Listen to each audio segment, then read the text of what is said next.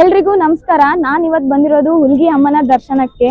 ಹುಲ್ಗಿ ಅಮ್ಮ ಎಷ್ಟೋ ಉತ್ತರ ಕರ್ನಾಟಕದ ಜನತೆಗೆ ತಾಯಿಯಾಗಿದ್ದಾರೆ. ಯಾಕಂದ್ರೆ ಅಮ್ಮನ ಪವಾಡ ತುಂಬಾನೇ ಇದೆ. ನನ್ನ ಜೀವನದಲ್ಲೂ ಸಹ ಎಷ್ಟೋ ಕಷ್ಟಗಳಿಗೆ ಪರಿಹಾರ ನೀಡಿದಾಳೆ. ಅದಕ್ಕೆ ನನ್ನ ಮೊದಲೇ ಬ್ಲಾಗ್ ವಿಡಿಯೋ ಅಮ್ಮನಿಂದನೇ ಸ್ಟಾರ್ಟ್ ಮಾಡ್ತಾ ಇದ್ದೀನಿ. ಎಲ್ರೂ ಸಪೋರ್ಟ್ ಇರ್ಲಿ. ಈ ವಿಡಿಯೋನ ತಪ್ಪದೆ ಎಲ್ರಿಗೂ ಶೇರ್ ಮಾಡಿ, ಕಾಮೆಂಟ್ ಮಾಡಿ. ದೇವಸ್ಥಾನದ ಪಕ್ಕದಲ್ಲಿನೇ ಹೊಳೆ ಇದೆ. ಹೊಳೆ ಮೇಲೆ ರೈಲ್ವೆ ಟ್ರ್ಯಾಕ್ ಇದೆ. ಇಲ್ಲಿರುವ ಭಕ್ತರು ಹೊಳೆಯಲ್ಲಿ ಸ್ನಾನ ಮಾಡಿನೇ ಅಮ್ಮನ ದರ್ಶನ. ಬನ್ನಿ ಅಮ್ಮನ ದರ್ಶನಕ್ಕೆ ಹೋಗೋಣ.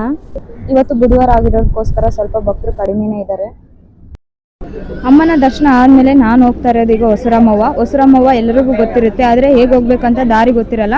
ಶಾರ್ಟ್ ಕಟ್ ರೂಟ್ ಅಂದ್ರೆ ನಾವು ರೈಲ್ವೆ ಟ್ರ್ಯಾಕ್ ತೋರಿಸಿದಲ್ಲ, ಅಲ್ಲಿಗೆ ಹೋಗ್ಬೇಕೀಗ. ರೈಲ್ವೆ ಟ್ರ್ಯಾಕ್ ಹತ್ತಿದ ಮೇಲೆ ಈ ತರ ರೈಲ್ವೆ ಟ್ರ್ಯಾಕ್ ಮೇಲೆ ನಡ್ಕೊಂಡು ಹೋಗೋದು ತುಂಬಾ ಥ್ರಿಲ್ ಅನ್ಸುತ್ತೆ. ಯಾಕಂದ್ರೆ ಕೆಳಗಡೆ ಹೊಳೆ ಇದೆ, ಅಲ್ಲಿ ಅಮ್ಮನ ದೇವಸ್ಥಾನ ಕಾಣಿಸುತ್ತೆ. ಹುಲ್ಗಿ ಅಮ್ಮನ ದೇವಸ್ಥಾನ ಗೋಪುರ ಕಾಣ್ತಿದೆ ಅಲ್ವಾ. ಟ್ರ್ಯಾಕ್ ಲಿಂದ ನಡ್ಕೊಂಡ್ ಬಂದ್ರೇನೆ ಬಲಗಡೆಗೆ ಕಾಣಿಸುತ್ತೆ ಹೊಸರಮ್ಮ ಹೋಗೋ ದಾರಿ. ಇದೆ ಹೊಸರಮ್ಮ ಹೋಗೋ ದಾರಿ. ದಾರಿಲಿ ಹೋಗ್ಬೇಕಾದ್ರೆ ನೇಚರ್ ಮಾತ್ರ ಸಖತ್ತಾಗಿದೆ. ಅದೇ ಟೈಮಲ್ಲಿ ಟ್ರೈನ್ ಕೂಡ ಬಂತು.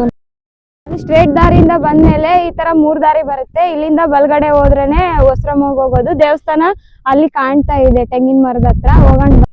ಹಿಂಗೋದ್ರೆ ಹೊಸರಮ್ಮವ್ವ ಊರೊಳಕ್ ಹೋಗೋ ದಾರಿ. ಆದ್ರೆ ಈ ಕಡೆ ಹೊಸರಮ್ಮವ್ವನ ಗುಡಿ ಇರೋದು. ಮೇಲಾಗಿ ದೇವಸ್ಥಾನದ ಹತ್ರ ರೀಚ್ ಆದ್ವಿ. ಇದೇ ನೋಡಿ ಹೊಸರಮ್ಮವ್ವನ ದೇವಸ್ಥಾನ. ಹೀಗೆ ಒಳಗಡೆ ಹೋಗೋದು. ಇದೇ ದೇವಸ್ಥಾನ ಹೊಸರಮ್ಮವ್ವ. ಈ ವಿಡಿಯೋನ ಕೊನೆವರೆಗೂ ನೋಡಿರೋ ತಮ್ಗೆಲ್ರಿಗೂ ಹೊಸರಮ್ಮವ್ವ ಮತ್ತು ಹುಲ್ಗಿ ಅಮ್ಮವ್ವನ ಆಶೀರ್ವಾದ ಇರ್ಲಿ ಅಂತ ಆಶಿಸ್ತೀನಿ.